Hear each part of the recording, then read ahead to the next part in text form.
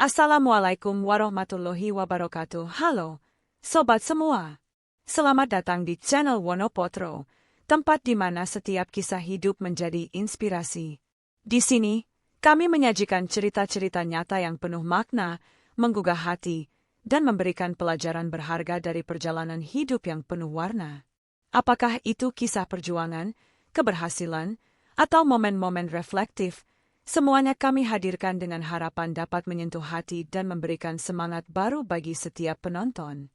Jangan lupa untuk subscribe, aktifkan lonceng notifikasi, dan bagikan video-video kami agar semakin banyak orang yang mendapatkan manfaat dari kisah-kisah yang kami bagikan. Terima kasih telah bergabung dengan kami. Selamat menikmati cerita-cerita inspiratif di Wonopotro. Di bawah lantai kayu itu terkubur bukan hanya emas, tapi warisan jiwa dan iman. Sebuah rumah tua, harta kolonial, tapi hanya satu yang selamat, cahaya keikhlasan. Ketika warisan diuji bukan oleh hukum, tapi oleh iman. Kisah ini bermula dari sebuah rumah kayu kuno yang nyaris dilupakan sejarah, namun menyimpan nyawa dari sebuah perjuangan, cinta, dan iman yang tak pernah padam. Misteri harta Eyang Suci bukan sekadar cerita tentang warisan dan emas terpendam, tetapi tentang bagaimana iman dan kesetiaan pada nilai-nilai luhur mampu mengalahkan godaan dunia. Di balik papan tua dan lantai yang retak, tersimpan cahaya masa lalu yang menuntun masa depan. Rumah Eyang Suci bukan sekadar tempat tinggal, ia adalah saksi bisu zaman penjajahan, perjuangan keluarga, dan kebangkitan spiritual sebuah desa kecil. Lewat tokoh Priambodo, kita belajar bahwa warisan sejati bukanlah emas atau tanah, tetapi keikhlasan, keberanian menjaga amanah, dan kebulatan tekad mempertahankan yang benar. Cerita ini mengajak kita merenung, dalam dunia yang penuh godaan, apakah kita mampu tetap lurus di jalan yang diridhai? Mentari pagi menyusup pelan melalui celah-celah dinding rumah kayu kuno yang masih kokoh berdiri. Aroma kayu tua bercampur dengan embun pagi memberi nuansa teduh yang menenangkan. Priambodo, kini lelaki dewasa yang sederhana dan bersahaja, tengah duduk bersila di ruang tengah rumah peninggalan Eyang Suci. Di pangkuannya terbuka sebuah kitab lama bertuliskan aksara Jawa, warisan yang dahulu kerap dibaca Eyang Suci setiap malam Jumat. Sejak musola Eyang Suci berdiri, kehidupan Priambodo terasa lebih tenang. Ia mengabdikan dirinya sebagai takmir musola dan guru ngaji anak-anak kampung. Namun ketenangan itu sedikit terusik ketika pada suatu malam, hujan deras mengguyur desa dan air mengalir deras hingga sebagian lantai rumah tergerus. Pagi itu, ia membersihkan lantai belakang yang rusak dan mendapati bagian papan bawah terangkat, memperlihatkan rongga tanah yang selama ini tersembunyi. Saat ia membersihkan sisa lumpur, tangannya menyentuh sesuatu yang keras, sebuah kotak kecil berkarat. Dengan hati-hati ia membukanya. Di dalamnya hanya ada secari kertas tua yang mulai rapuh. Tulisan tangan halus dengan tinta hitam mulai pudar, namun masih bisa dibaca. Di bawah tempat kaki penjajah berteduh, tersimpan kebenaran yang belum terungkap. Jangan biarkan cahaya harta menutupi cahaya iman. Simpanlah rahasia ini hingga waktunya tiba. Priambodo terdiam. Kata-kata itu menggetarkan hatinya. Ia teringat cerita almarhum Eyang Suci, bahwa rumah ini pernah diduduki tentara Belanda sebelum Jepang datang. Mereka bermarkas di ruang belakang, tempat lantai kini tergerus. Ia menatap musola kecil di samping rumah. Apakah ini waktu yang dimaksud? Gumamnya dalam hati. Sejak malam itu, ia mulai mencari-cari jejak sejarah rumah tersebut. Ia membuka kembali buku harian Eyang Suci yang telah disimpan rapi dalam lemari. Di salah satu halaman, Eyang menulis, "Mereka datang dengan sepatu hitam menginjak halaman. Mereka bawa peti, bukan untuk rakyat. Aku hanya melihat, dan tak bisa berkata apa-apa." Tulisan itu semakin menguatkan dugaannya, ada sesuatu yang ditinggalkan oleh tentara Knil Belanda di bawah rumah ini. Bukan hanya petunjuk sejarah, tetapi juga mungkin harta yang selama ini jadi buah bibir tua-tua desa. Namun sebagai orang beriman, Priambodo tahu bahwa harta bukan segalanya. Ia mengambil wudhu, lalu menunaikan salat duha. Seusai salat, ia menengadah dan berdoa, "Ya Allah, Jika ini amanah, tunjukkan kebenarannya. Jika ini cobaan, kuatkan hamba agar tak terpedaya. Hari-hari berikutnya ia habiskan untuk membersihkan ruang belakang. Ia menemukan bekas papan yang pernah ditambal dan potongan kayu yang terlihat baru dibanding sekitar. Ada bekas paku tua yang seolah mencengkeram papan dengan kuat, seperti menyembunyikan sesuatu. Dalam diam, ia mulai menggali dengan hati-hati. Namun, ia tak melibatkan siapa-siapa. Baginya ini bukan tentang menemukan harta, tetapi tentang mengungkap sejarah dan menjaga amanah Eyang Suci. Namun, bisik-bisik mulai terdengar. Tetangga melihat aktivitasnya dan bertanya-tanya. Kabar cepat menyebar bahwa Priambodo sedang mencari emas Belanda yang konon terkubur sejak zaman kolonial. Dan seperti yang pernah terjadi di masa lalu, beberapa kerabat jauh mulai berdatangan. Salah satunya adalah Tejo, anak Pak Slamet dari istri kedua.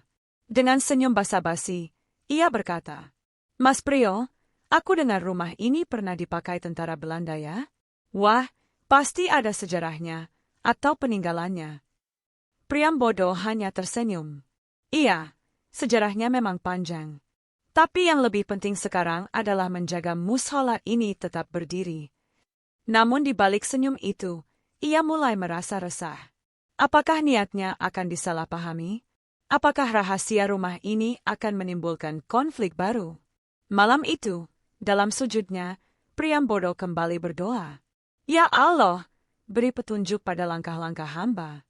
Jangan biarkan harta dunia memecah damai yang telah susah payah kami bangun." Dan malam itu, ia bermimpi. Eyang Suci datang, mengenakan kebaya putih bersih, duduk di sisi mushola. "Jangan takut, Prio. Cahaya itu bukan untukmu sendiri, tapi untuk mereka yang membutuhkan penerangan. Teruskan apa yang kau mulai." Ia terbangun dengan mata basah.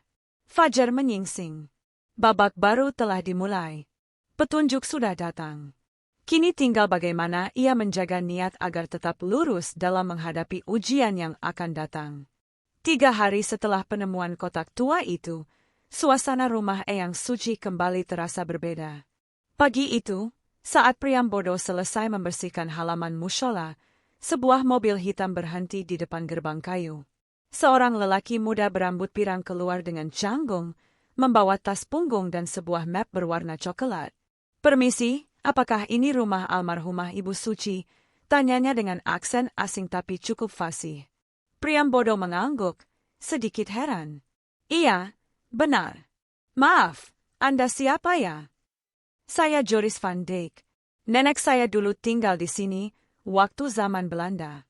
Saya datang untuk mencari jejak keluarga dan mungkin sesuatu yang tertinggal." Nama itu tidak asing. Priambodo langsung teringat akan catatan harian Eyang Suci. Ada nama Nona Anna van Dijk, salah satu noni Belanda yang sempat tinggal di rumah ini karena ayahnya, seorang perwira KNIL, menjadikan rumah itu markas sementara sebelum melarikan diri saat Jepang masuk. Joris menunjukkan foto usang. Tampak rumah Eyang Suci di masa lalu dengan bendera Belanda berkibar di depannya. Seorang pria gagah berdiri di beranda, didampingi anak perempuan kecil. "Itu opa saya," kata Joris lirih. Ia menulis dalam surat terakhir bahwa ada barang-barang penting yang dikubur sebelum pergi. "Kami tidak pernah menemukannya. Tapi saya membaca catatan lama dan menemukan koordinat yang mengarah ke rumah ini." Priambodo tertegun. Kehadiran Joris membuat semua terasa lebih nyata. Ia mengajak Joris masuk dan menyuguhkan teh hangat. Pembicaraan mereka berjalan hati-hati, diwarnai perbedaan bahasa dan budaya, tapi dengan rasa saling menghormati. "Saya tak mencari emas atau kekayaan," ujar Joris. "Saya hanya ingin tahu apakah sejarah keluarga saya bisa ditemukan di sini. Jika ada sesuatu, saya ingin menyerahkannya ke museum atau masyarakat sini." Priambodo tersenyum. "Kalau begitu, kita punya tujuan yang sama." Hari-hari berikutnya mereka mulai menelusuri bagian rumah yang pernah digunakan tentara Belanda. Joris menunjukkan salinan dokumen militer berbahasa Belanda, dan Priambodo mencocokkan dengan catatan Eyang Suci. Titik-titik mulai tersambung. Namun, kehadiran Joris memicu kecurigaan sebagian warga. Ada yang menganggap ia mata-mata asing yang akan merebut tanah warisan. Bahkan, isu berkembang bahwa rumah Eyang Suci akan dijual ke pihak asing. Tejo dan Laili datang ke rumah dengan nada tinggi. Mas Prio, kamu jangan main-main dengan orang luar. Kami juga punya hak di rumah ini. Nanti kalau benar ada emas, apa kamu pikir kami akan diam saja? Priambodo tetap tenang. Kalian tahu sendiri, surat wasiat Eyang. Rumah ini amanah untukku. Tapi kalau soal sejarah, ini bukan milik pribadi. Itu menurut kamu. Tapi kalau sampai tanah ini dijual atau dijadikan museum asing, kami akan bawa ke pengadilan, ancam Tejo. Malam itu, hati Priambodo kembali resah. Ia menunaikan tahajud, memohon petunjuk. Ya Allah, Engkau tahu hamba tak ingin apa-apa kecuali menjaga warisan ini untuk umat. Jika niat kami disalahpahami, maka luruskanlah langkah kami. Usai salat, ia mengajak Joris berbicara. Apakah kamu benar-benar ingin menyerahkan temuan ini ke museum? Joris mengangguk. Bahkan kalau harus di Indonesia, saya setuju. Tapi saya ingin keterlibatan masyarakat. Ini bukan hanya tentang Belanda atau Indonesia. Ini tentang kebenaran. Priambodo menghela napas. Ia tahu, perjalanan ini baru saja dimulai. Di satu sisi ada amanah dan niat baik, di sisi lain ada harta yang bisa menggoda. Dan di antara itu semua, ia harus menjaga cahaya Eyang Suci tetap menyala. Malam berikutnya, mereka menggali sedikit lebih dalam di ruang belakang. Cangkul Priambodo menghantam sesuatu keras. Bukan batu, bukan kayu. Sebuah peti tua. Masih terkunci. Mereka saling pandang. Mungkin, inilah yang diceritakan Opa, bisik Joris. Priambodo mengucap, Bismillah. Dan di saat itu, babak baru sejarah rumah Eyang Suci mulai terbuka. Malam itu menjadi saksi saat peti tua dari masa kolonial terangkat dari bawah lantai rumah Eyang Suci. Wajah Priambodo dan Joris sama-sama tegang. Peti itu terbuat dari kayu jati tua, diperkuat besi tempa yang mulai berkarat. Kunci gemboknya masih menempel, namun sudah lemah dimakan waktu. Dengan sekuat tenaga, mereka berhasil membuka peti itu. Dalam remang lampu teplok, tampak isi di dalamnya, kain beludru lusuh membungkus tumpukan benda-benda tua. Ada kalung emas besar dengan liontin berukir salib dan tulisan Latin, beberapa keping kain emas bertahun 1800-an, dan secarik surat dengan lambang kerajaan Belanda. Joris mengambil surat itu dengan hati-hati. Ia membaca perlahan dan menerjemahkannya untuk Priambodo. Ini adalah harta keluarga Van Dijk, disimpan sementara di tempat yang aman. Jika aku tak kembali, biarlah yang menemukan, menjaganya sebagai bentuk rekonsiliasi dan harapan. Priambodo terdiam. Kalimat itu menyiratkan bahwa pemilik harta ini menyadari ketidakpastian masa. Ia melihat Joris, yang matanya mulai berkaca. Kalau kau mau mengambilnya, aku tidak akan menahan, ucap Priambodo pelan. Namun Joris menggeleng. Tidak, aku datang bukan untuk membawa pulang. Aku datang untuk menutup luka sejarah. Benda-benda ini seharusnya milik bangsa yang pernah disakiti, bukan yang menyakiti. Keesokan harinya, kabar penemuan peti menyebar cepat. Banyak warga mulai berdatangan. Musola penuh oleh warga yang ingin melihat langsung. Ada yang takjub, ada pula yang mulai bersikap sinis. Tejo datang dengan wajah tak sabar. Aku sudah bilang, pasti ada emas. Mas Prio harus adil. Jangan karena merasa paling suci, lalu semua diambil sendiri. Priambodo berdiri tegak, namun tetap lembut. Tejo, kau juga tahu ini bukan tentang emas. Ini tentang sejarah dan tanggung jawab. Bahkan Joris, yang darahnya pemilik peti ini, tidak mengambilnya. Laili menimpali, tapi kita keluarga. Masa kita cuma disuruh lihat? Di tengah kericuhan itu, datang Pak Lurah Sutarso. Dengan suara bijak, ia menenangkan. Tenang semua. Mari kita duduk bersama. Kita bukan bangsa yang rakus, tapi bangsa yang bermartabat. Harta ini ditemukan di rumah yang telah diwakafkan. Mari kita musyawarahkan. Malam itu, di serambi musyola, diadakan musyawarah besar. Priambodo, Joris, keluarga besar, tokoh agama, dan warga hadir. Dengan suara gemetar, Priambodo membuka pembicaraan. Saya mohon maaf jika ada yang tersinggung. Saya hanya ingin menjaga amanah Eyang Suci. Tapi jika harta ini bisa bermanfaat, mari kita niatkan untuk kebaikan bersama. Tokoh agama, Kiai Malik, angkat bicara. Harta ini dulunya milik penjajah, tapi kini ia di tanah kita, atas izin Allah. Maka yang utama adalah niatnya. Apakah akan menjadi fitnah, atau menjadi berkah? Musyawarah berlangsung hangat. Disepakati bahwa yang pertama, emas dan kain akan dilelang. Hasilnya digunakan untuk memperluas mushola dan membangun madrasah kecil. Kemudian yang kedua sebagian akan digunakan untuk beasiswa anak yatim dan pembangunan panti lansia.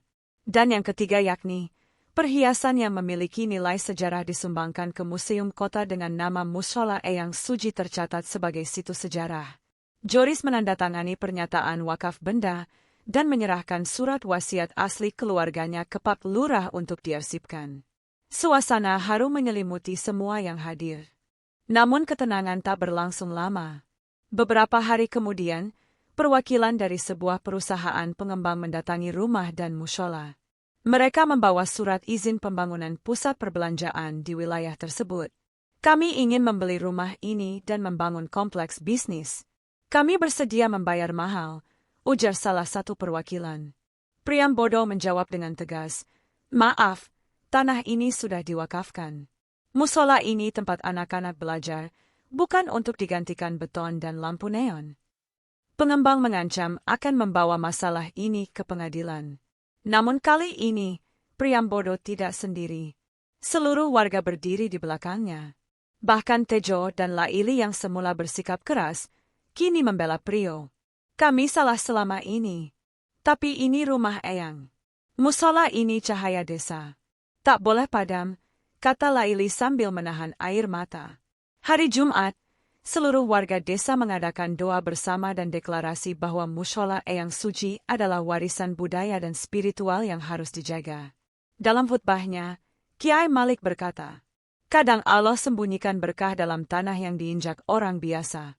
Tapi bukan agar kita kaya, melainkan agar kita ingat, yang paling mulia adalah yang paling bermanfaat. Priambodo menatap musola dengan mata berkaca. Di antara jejak langkah sejarah, luka masa lalu, dan emas yang bersinar, kini berdiri semangat baru, persatuan, iman, dan amanah. Dan malam itu, ia bermimpi lagi. Eyang Suci tersenyum damai.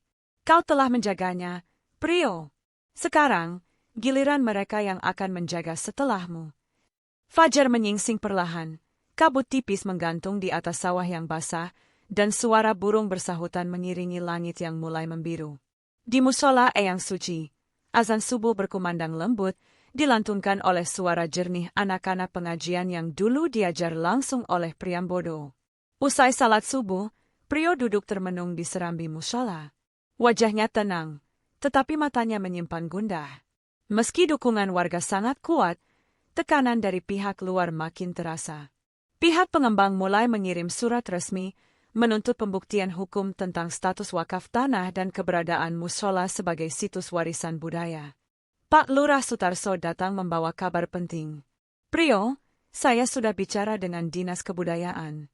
Mereka tertarik menjadikan rumah dan musola ini sebagai cagar budaya. Tapi butuh dokumentasi sejarah dan bukti fisik. Prio mengangguk pelan. Kita punya buku harian Eyang, surat wasiat, dan peti peninggalan. Tapi mungkin masih kurang. Mungkin, masih ada sesuatu yang tertinggal. Hari itu, ia kembali membersihkan bagian belakang rumah. Ia teringat satu catatan di buku harian Eyang Suci. Yang kau lihat bukan selalu yang paling nyata. Cahaya tak hanya datang dari pelita, tapi dari rahasia dalam tanah yang diridho. Bersama Joris dan beberapa santri muda, ia mulai memeriksa kembali area sekitar fondasi rumah. Mereka menemukan sesuatu yang aneh. Susunan batu bata tua membentuk lorong kecil tertutup tanah, seperti bekas ruang bawah tanah. Dengan hati-hati, Mereka menggali bagian itu dan menemukan pintu kayu tua yang terkunci dari dalam. Setelah dibuka, aroma lembab langsung menyergap. Di dalamnya, sebuah ruang sempit terlihat, dengan dinding tanah dan satu rak besi berkarat di ujung.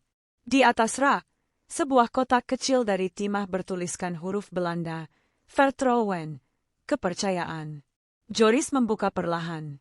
Di dalamnya ada beberapa gulungan kertas, sketsa denah rumah masa lalu, catatan logistik pasukan KNIL, dan, yang paling mengejutkan, foto-foto masa kolonial di mana Eyang Suci muda terlihat sedang menyajikan air untuk seorang perwira KNIL. Ini, bukti sejarah hidup. Eyangmu bukan hanya saksi, tapi bagian dari bab penting bangsa ini, ucap Joris. Hari-hari selanjutnya, Priambodo bersama warga mulai menyusun dokumentasi lengkap. Dengan bantuan seorang dosen sejarah dari kota dan staf dinas kebudayaan, mereka menyiapkan pameran kecil di mushola untuk memperlihatkan jejak sejarah rumah dan mushola. Namun pihak pengembang tak tinggal diam. Mereka menyebar selebaran bahwa proyek pusat perbelanjaan akan membawa kemajuan ekonomi dan pekerjaan bagi warga. Beberapa warga yang awalnya mendukung mulai ragu. Dalam khutbah Jumat, Priambodo berbicara tegas namun tenang. Kemajuan bukan hanya gedung tinggi dan gemerlap lampu. Tapi ketika anak-anak bisa belajar Al-Quran dengan damai, ketika orang tua bisa bersujud tanpa diganggu deru mesin. Itulah kemajuan yang hakiki. Minggu itu, warga membuat petisi penolakan proyek dan mendatangi balai desa. Tua, muda, laki-laki, perempuan berdiri bersama. Bahkan Tejo, yang dulu penuh amarah, kini berdiri di barisan depan. Dulu aku hanya lihat warisan sebagai hak. Tapi sekarang aku tahu, warisan sejati adalah kebaikan yang bisa diwariskan ke anak cucu, ucap Tejo di hadapan warga. Beberapa hari kemudian, kabar baik datang. Pemerintah daerah menetapkan rumah dan mushola Eyang Suci sebagai situs cagar budaya tingkat kabupaten. Surat resmi diterima dan dipajang di ruang depan rumah. Suasana desa berubah. Banyak mahasiswa, peneliti, bahkan turis lokal mulai berdatangan untuk belajar sejarah dan kehidupan religius desa. Prio mendirikan perpustakaan kecil di samping mushola, diberi nama Perpustakaan Eyang Suci. Buku-buku tentang sejarah kolonial, budaya Jawa, dan tafsir Al-Quran mengisi raknya. Joris pun berpamitan untuk kembali ke negaranya. Sebelum pulang, ia berkata kepada Prio, "Kadang kita datang untuk mencari, tapi pulang dengan membawa pelajaran. Aku datang membawa nama keluargaku, tapi pulang membawa cinta dari keluarga baruku." Mereka berpelukan dengan haru. Prio mengantarnya sampai gerbang desa.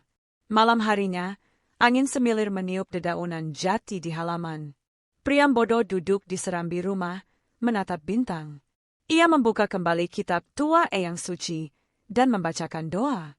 Ya Allah, Engkau tunjukkan cahaya bukan dari langit, tapi dari dalam tanah yang Engkau berkahi. Jadikan kami penjaga cahayamu, bukan pemburu dunia. Langit malam hening, dan dari dalam hati yang tulus, lahirlah ketenangan. Sebab kini, tanah warisan itu bukan hanya milik keluarga, tetapi telah menjadi milik umat. Dan cahaya dari dalam tanah itu, kini menyinari seluruh penjuru desa.